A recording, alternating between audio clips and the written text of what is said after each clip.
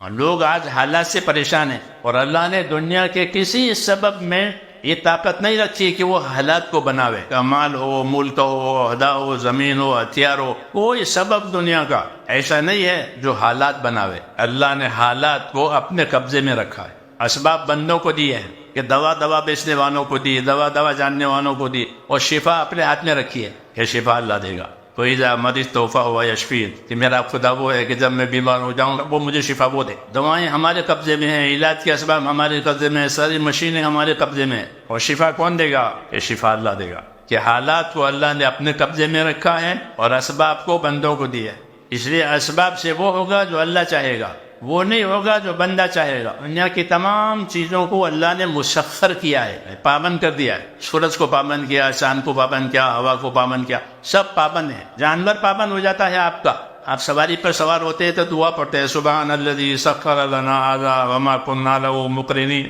یہ پاک ہے وہ پروردگار جس نے اس جانور کو میرے تابع کر دیا، میری خدمت میں لگا دیا۔ سارے اسباب جو ہیں وہ قدرت کے تحت میں ہے، تمام اسباب سے وہ چیز ہوگی جو اللہ چاہے گا۔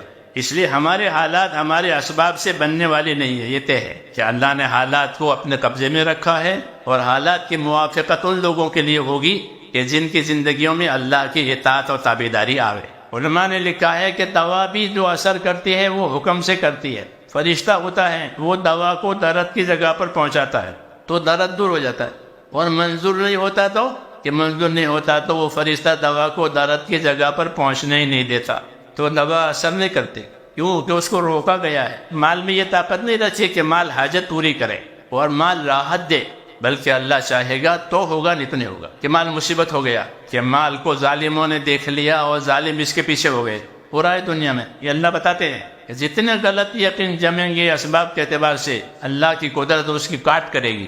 اس لیے میرے دوستو، سب سے زیادہ طاقتور چیز جو ہے وہ اللہ کا امر ہے۔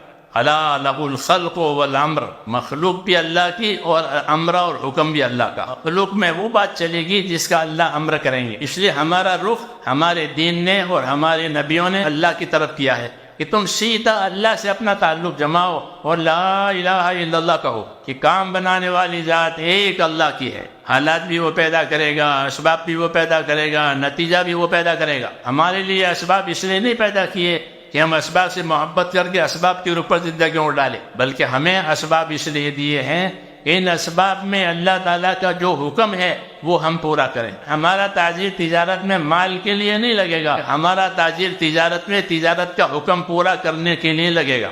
اس لیے حضور صلی اللہ علیہ وسلم نے تجارت کے فضائل بیان کیے، تجارت کے مسائل بیان کیے، مزدوری کے فضائل بیان کیے، مزدوری کے مسائل بیان کیے، کہ اگر اس میں اللہ کے حکموں کی رعایت کے ساتھ یہ داخل ہوا تو اس کی زمینداری، اس کی مالداری، اس کی عہدیداری سب عبادت بن جائے گی۔ اس لیے میرے دوستو، اللہ تعالیٰ نے ہم کو اسباب بطور امتحان کے دیے ہیں، اس میں رکھ کر کے اللہ تعالیٰ یہ دیکھیں گے کہ آپ کیسے چلتے ہیں۔